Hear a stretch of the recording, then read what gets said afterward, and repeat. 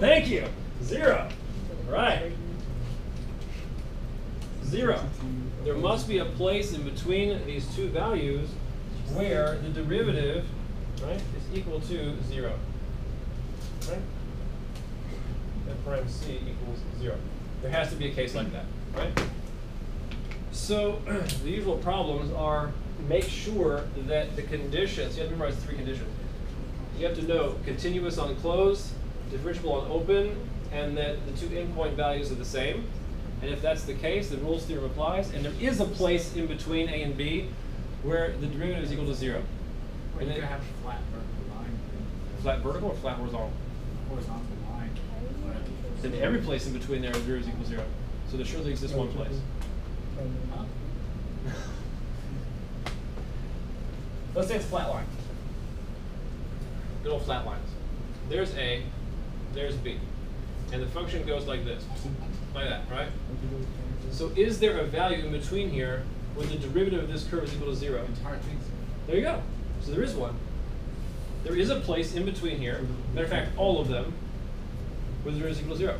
And that's all Rolle's is saying. There exists a value. Doesn't mean only one value. Could be all of them, like the case you just mentioned. That's right. But there has to be one. So the first one we have here, determine whether Rolle's theorem applies to this function. All right? So the function is f of x equals x minus 2 quantity squared. So does Rolle's theorem apply on this particular interval? 0, 2.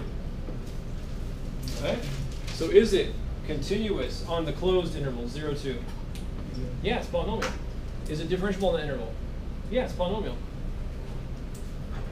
Does f of 0 equal f of 2 now? That's the question. Is the function the same at the endpoints? The answer is yes. 0 and 2 are the roots of this polynomial. So therefore they make it 0. They don't have to make it 0, they have to be the same. But it is true that f of 0 equals f of 2, right? The function is the same at the endpoints. So therefore Rolle's theorem does apply on this interval. So what does that mean? Rolle's theorem applies. And the points guaranteed to exist are, okay, so now we have to find them. Find them. So how do you find the C? Rolle's theorem just guarantees there is a C. There is a place where the derivative is equal to 0. So how do you find it? You take the derivative and it's equal to 0 and solve for x, right? So now you're going to find it. So f prime is what? Well, if we write it like this, I guess it's a product rule. So first times the derivative of the second plus the second times the derivative of the first. Why? That's just the way they wrote it, so I'm just going to do that. All right, so we need to set this equal to 0. Rolle's theorem guarantees now there is an x that makes this true, right? There's at least one. There could be more. So we need to factor it. Well, they both have an x minus 2 in them, so I'll take out the x minus 2. So take out the x minus 2, then you have left over here 2x, and over here you have another x minus 2. Right? So you have 2x plus x minus 2, so 3x minus 2. So you have x minus 2 times 3x minus 2 is the factorization of the derivative. That's equal to 0. That implies that x is 2, or x is 2/3. Agreed? So Rolle's theorem guaranteed us, because the function was continuous on the interval, I mean the entire closed interval, it's differentiable on the open interval, because it's differentiable on the closed. And the 2 endpoints, when you put them in the function, are the same thing. Rolle's theorem tells you there must be a location where the derivative is 0, and we found 2 of them on our interval. If it gives you a value which is not on your interval, you don't care about it. But both 2/3 and 2 are on our interval, so keep both of them. So that's what we put in for our answer here. The answer is A, and 2 and 2/3. Would you replug them into the original formula? Let's see which bigger number you get. No, we're not looking for max and mins now. Although these are locations of local max and mins, we're not really discussing the fact that they are. It's not really the issue. Comma. How do you make fractions this thing? Use this button? Oh, what happened? You have to put the brackets or Yeah. the Put the parentheses. What are your brackets? parentheses or because brackets. no, it's not a point though. Yeah, it's not a point. Oh. It's good you did it wrong. Yeah, You're because wrong. it says use Huh? radical. Type exact answer. I did, 2/3 exact. Look at the example answer. 3x minus 2.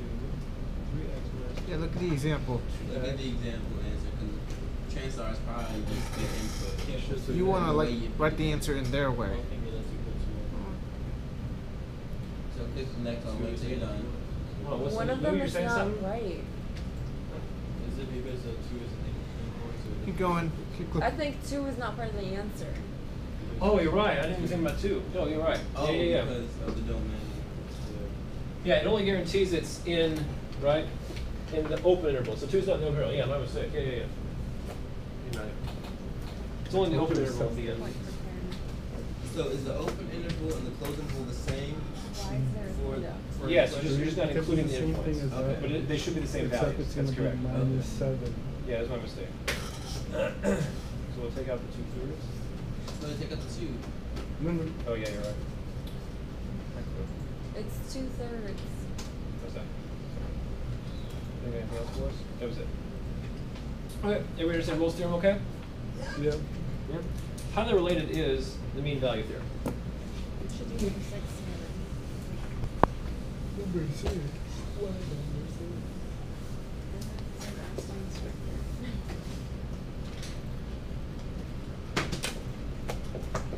This is the mean value theorem for derivatives. The nice thing about it is it has the exact same 2 initial conditions as rules. Okay? So again, if f of x, whatever function you're dealing with, is continuous on the closed interval, and differentiable on the open interval, what else would you?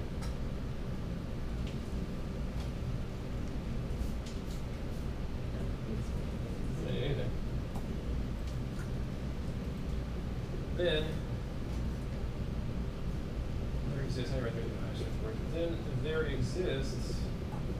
Oh, there should be another condition. There exists a C, which is in AB, such that f prime of C is equal to the average rate of change. B minus A over B minus A. Okay? Why? That's the mean value. Okay? I'll use a classic picture. So now A and B are here. They don't, f of A is not necessarily equal to f of B, right? That's the rule. What's Wasn't that like the first formula we learned? Yes, this is the average rate of change. The picture will explain everything. I just want to make it clear to you that A and B do not put out the same function value. That is the rule's third condition, right? That's not required over here. So I'm going to put f of A over here, and I'm going to put f of B over here. So this is B, f of B, and this is A, f of A over here. Okay, so no matter how you get from A to B, we'll make it look like that. So if you were to draw the secant line, okay.